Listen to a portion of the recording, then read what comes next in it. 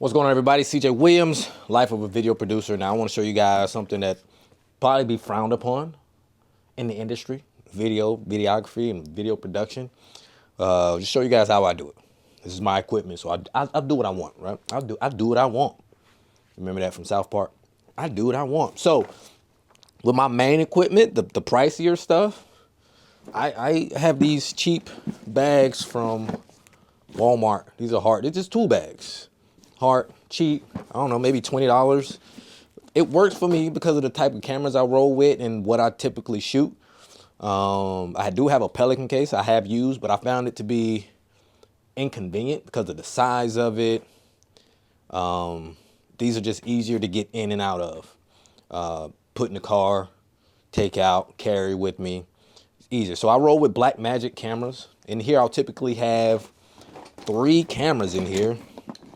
You see here, here's one of them. And what I have on here is the plate, the quick release plate.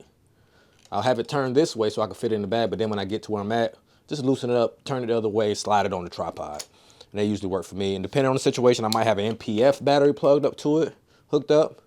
Or if I'm at an outlet somewhere, I'll plug in the power because the AC, because these Blackmagic cameras are terrible. They're terrible with battery life. So I'll generally stuff 3 in it. This one, the big dog, I'll keep this one on the V mount. And today I had an issue with it. I don't think it charged up properly, so I'm gonna make sure here in a little bit that this thing, make sure there's no issues with this, because I might have to replace it if so. So I had to use the MPF instead. But again, the 6K, I got 2 of the 4Ks. I've had these cameras. This one probably going on 4 years now, 3-4 years. The other one's 5 years. I see no need for me to switch cameras, upgrade, because they're great. You know, 10-bit still. There's still a lot of people not even shooting 10-bit. 10-bit footage, it's thick, it's heavy. Another thing to consider: can your computer or whatever you're editing on, can it handle anything else? So this is probably the most I can handle. Still shoot 4K, edit 4K, but I got a 6K, but typically that 6K will shut down that computer. It will, yeah, cheap bag. Then I have another one. Again, hard, Walmart. And this one will be my audio. So I typically shoot podcasts and interviews, so mostly podcasts. So I have a set of headphones in here. Depending on the situation, I have more headphones, but since I'm the only one monitoring the sound, I have one here, probably another pair in the car somewhere. These are my XLR cables, of course, for the mics. And they look like this because typically after a shoot, depending on the situation, I'll just throw the shit in the bag and get the fuck out of there. And that's what I did today. Throw the shit in the bag, get the fuck out of there. So when I'm shooting the podcast, I go with my Shure mics. I forget which ones these are. These are the MV7s. So at retail, these are $250 each. Right here, I have 4 of them. So it's $1,000 worth of mics right here on deck, ready to go. So obviously they need a stand, right? So you got your floor stands. I'll have those in the car. And those, you gotta have sandbags for those because of the weight of the mic to weigh it down. But I prefer tables, getting to a table, because I used to have these. They'll sit up on a table, but what happened is when you put the mic on them, the mic will be in people's face.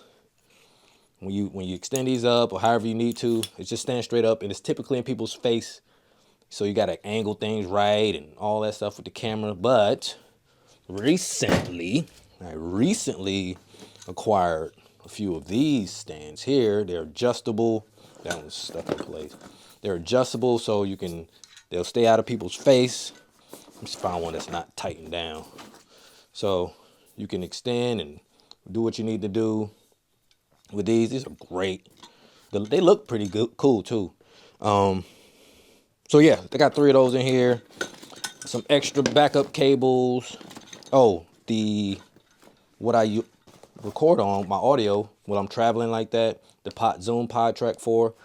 I have a bigger roadcaster, but again, if I'm in and out of places, it's a little bit bigger. This will fit right in this bag here.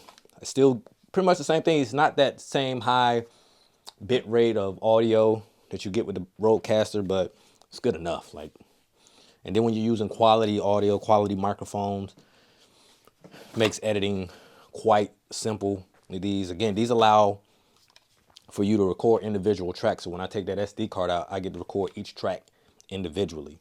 So those are great. Then of course is your typical photographer bag. It's a cheap one, newer. This is one I will keep my lenses in. The stuff is pretty much, it's all over the place right now. I'm all over the place. Backup SD cards, other cables, SD, because that's what I shoot with these Blackmagic. I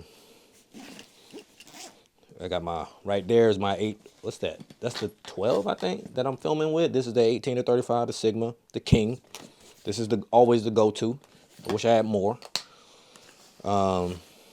70 to 200, it's not the Canon. There's no stability with this, so you put it on a tripod, you leave it there, don't touch it, because it's going to be doing a lot of moving around. That's what I use for events, capturing speakers and things like that from a distance. Then I got my BTS camera for backup. I mean, not for backup, but behind the scenes, capturing stills and things like that. Sony A6400. The lens that came with it, because I got it on eBay. Don't be afraid to go to eBay to get your stuff. Got it on eBay a few years ago, and works like a charm. Then I got the nifty 50, Canon 50.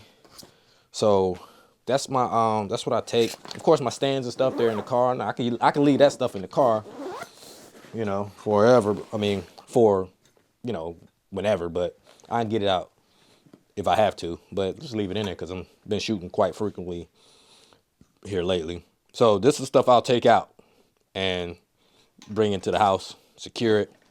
But yeah, I just wanted to break down, like, again, I know some people might be looking at this saying, ooh, what was that?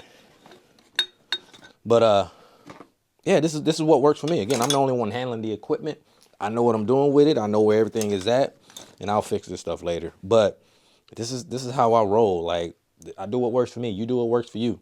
Strongly recommend it. You don't have to get one of those expensive cases.